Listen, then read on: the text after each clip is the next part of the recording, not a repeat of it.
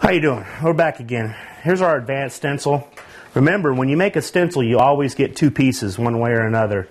Sometimes if you get a positive stencil and you're only going to use it for positive purposes, you want to cut it as close to the edge as you possibly can so you can save some of the bark. But this case, I planned on using it twice, so I kind of cut it out in the middle so we can use it. This time we're going to use this piece, and I'm going to show you how to make a colored skull on a white t-shirt. Again, you take your tape. I'm not going to get too much into it, because by now I'm sure you know what we're doing.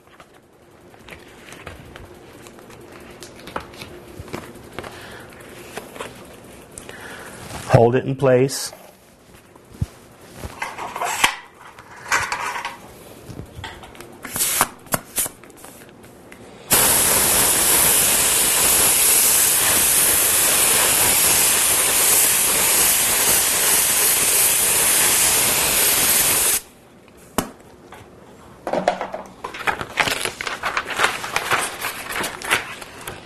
You want to make sure your tape comes off with the off of the t-shirt.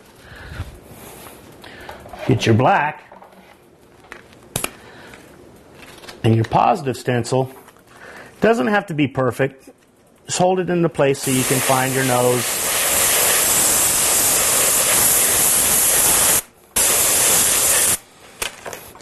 Now you have a blue skull, and just like the other one, you can come back and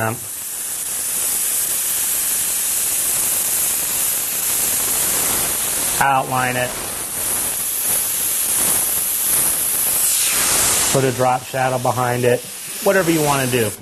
And then you just go from there and just use your artistic abilities to create what you want it to be.